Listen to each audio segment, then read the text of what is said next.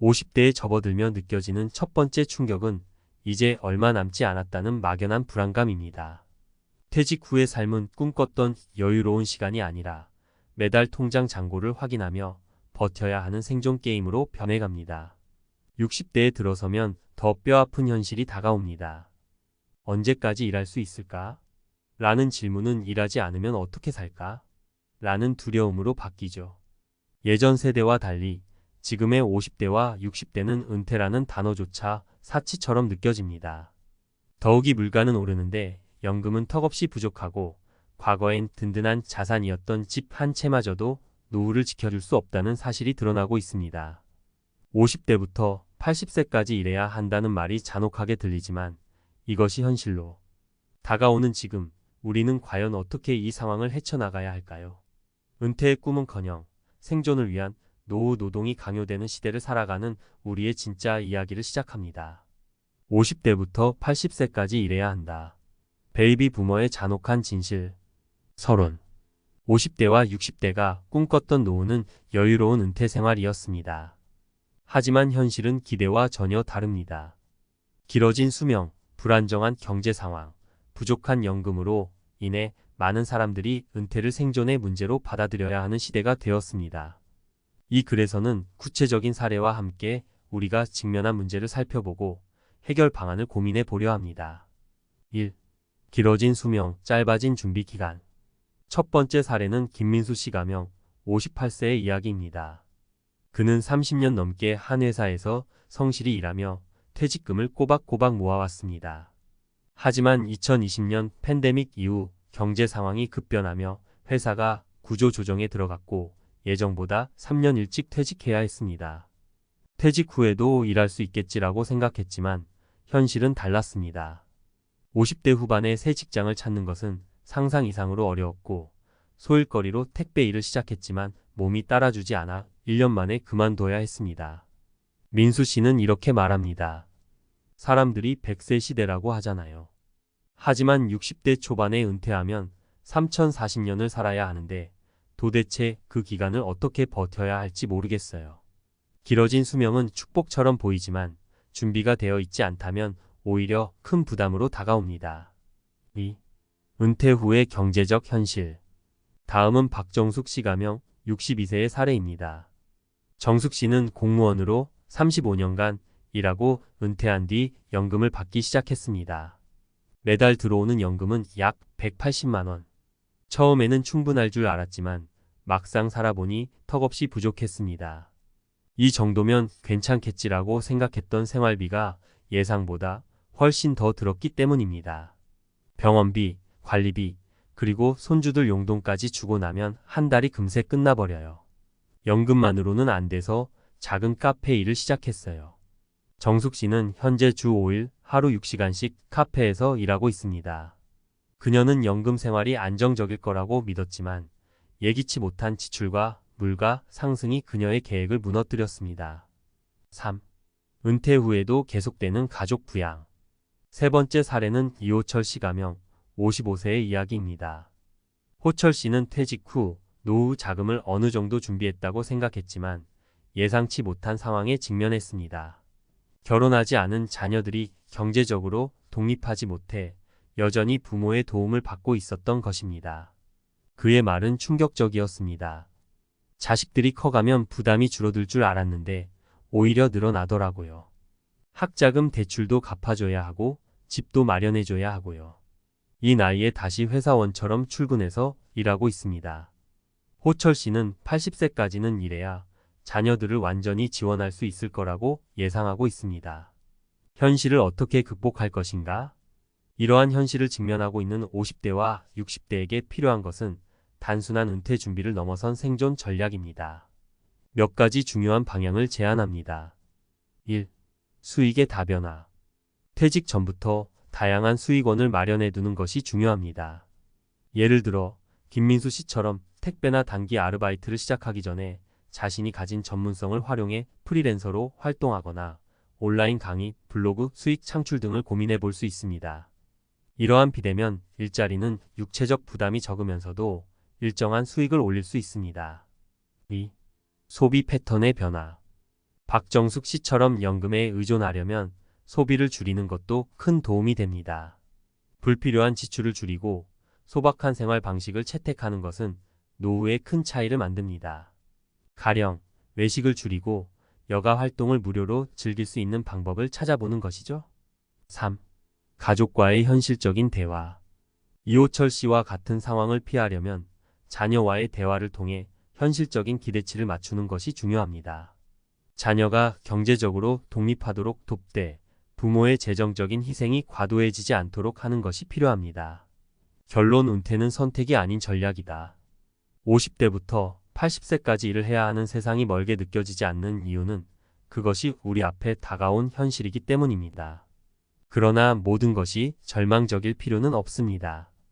김민수 씨, 박정숙 씨, 이호철 씨의 사례처럼 각자의 상황에 맞는 전략과 노력이 있다면 이긴 노후를 더 안전하고 여유롭게 만들어갈 수 있을 것입니다. 지금부터라도 현실을 직시하고 새로운 은퇴 전략을 세워야 할 때입니다. 은퇴 없는 나라는 비극이 아니라 새로운 가능성을 찾을 수 있는 도전이 될 수 있습니다. 은퇴 없는 시대에 어떻게 살아남을 것인가? 전문가 칼럼. 50대부터 80세까지 일해야 한다. 라는 질문은 이제 허구가 아닌 현실입니다. 우리가 알고 있던 은퇴 후 황혼의 여유는 더 이상 모든 사람에게 보장되지 않습니다. 길어진 수명과 경제적 압박 속에서 은퇴는 오히려 또 다른 시작, 즉 새로운 생존 게임의 출발점이 되고 있습니다. 이 글에서는 은퇴 없는 시대를 현명하게 준비하는 방법과 실질적인 전략을 제안하고자 합니다. 1. 은퇴의 새로운 정에 유연한 은퇴를 준비하라. 과거에는 은퇴하면 모든 일을 내려놓고 쉬는 것이 당연하게 여겨졌습니다. 하지만 현대 사회에서 은퇴는 더 이상 완전한 휴식이 아니라 일과 여유가 공존하는 삶으로 제정이 되고 있습니다. 가령 기존 직업에서 퇴직 후에도 자신의 경험을 살려 프리랜서로 일하거나 시간제 일자리를 선택하는 경우가 많아지고 있습니다. 이렇게 유연한 은퇴를 준비하기 위해 필요한 몇 가지 전략이 있습니다. 첫째, 기술을 업데이트하라. 요즘 세상은 빠르게 변하고 있습니다. 특히 디지털 기술이 일의 방식을 크게 바꿔놓았죠. 은퇴 후에도 경제활동을 지속하려면 컴퓨터 활용 능력, 온라인 마케팅, 콘텐츠 제작 같은 기술을 배우는 데 시간을 투자해야 합니다. 둘째, 네트워크를 유지하라. 퇴직 후에도 과거의 인맥을 잊지 않고 유지하세요. 필요한 정보나 기회는 사람을 통해 옵니다. 사회적 관계를 적극적으로 활용하세요. 2. 소비 습관, 노후 준비의 핵심이다. 현대의 은퇴자들이 공통적으로 하는 실수 중 하나는 소비를 과거처럼 유지하려 한다는 점입니다. 퇴직 전에는 매달 월급이 들어오지만 은퇴 후에는 수입이 줄어듭니다. 그러나 지출 패턴을 바꾸지 않으면 불필요한 재정적 부담이 생기죠. 실생활 사례. 외식 대신 집밥. 평범한 사례로 퇴직 후 외식을 즐기던 이들이 집밥으로 전환하며 식비를 50% 이상 줄인 사례가 있습니다. 처음엔 불편했지만 집에서 요리하는 재미도 있고 건강에도 훨씬 좋아요. 이제는 외식이 아니라 내가 만든 음식을 나눌 때 더 행복해요. 이런 식으로 소비 패턴의 전환은 노후 생활비를 크게 줄일 수 있습니다. 작은 집, 큰 행복. 집은 노후 자산의 큰 부분을 차지합니다. 집을 줄이거나 덜 비싼 지역으로 이주해 주거비를 줄이는 사람들도 있습니다. 큰 집은 관리비, 유지비, 세금이 높기 때문에 꼭 필요한 공간만 남기고 줄이는 것이 현명합니다. 3. 가족과의 현실적인 대화가 필요하다.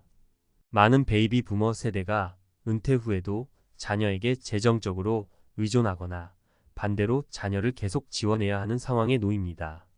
하지만 이는 양쪽 모두에게 부담이 될 수 있습니다. 전문가의 조언. 독립을 가르쳐라. 자녀와 대화하면서 경제적 독립의 중요성을 알려주는 것이 필요합니다.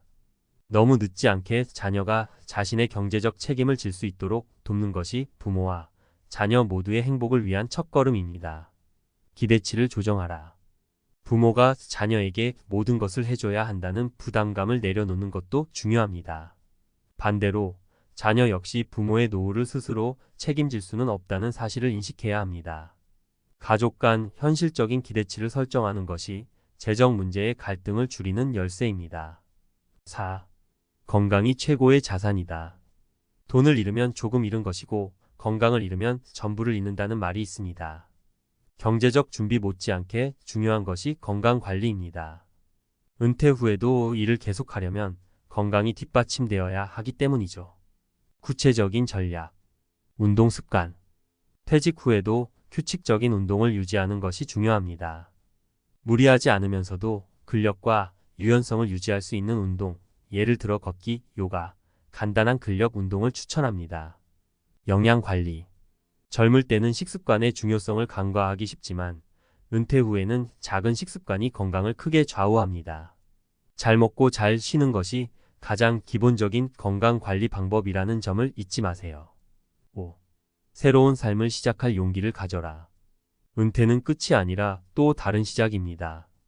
그동안 꿈꿔왔던 것을 도전할 기회로 삼아보세요. 제2의 직업을 찾거나 새로운 취미를 시작하거나 아니면 그동안 미뤄둔 여행을 떠나는 것도 좋습니다. 사례 농촌에서 새로운 삶. 박영수 씨가 겪는 퇴직 후 도시 생활을 정리하고 시골로 내려갔습니다. 그곳에서 작은 텃밭을 가꾸며 자급자족하는 삶을 시작했죠. 돈을 많이 벌진 않지만 여유롭게 자연 속에서 사는 행복은 그 무엇과도 바꿀 수 없어요. 이처럼 새로운 환경에서의 도전은 경제적 부담을 줄이고 심리적 만족감을 크게 높일 수 있습니다. 결론 은퇴 없는 시대를 준비하며 지금의 50대와 60대는 과거와 전혀 다른 시대를 살고 있습니다. 은퇴 후에도 일을 해야 하는 것은 분명 도전이지만 이를 어떻게 준비하느냐에 따라 인생 후반전의 질이 달라질 수 있습니다. 기술을 배우고 소비를 줄이고 가족과 솔직하게 소통하며 건강을 지키고 새로운 삶을 시작하는 용기를 가진다면 은퇴 없는 시대를 더 나은 기회로 만들어갈 수 있을 것입니다. 지금 당신의 선택이 미래를 결정합니다. 은퇴는 삶의 끝이 아닌 가장 창의적인 시작이 될 수 있습니다.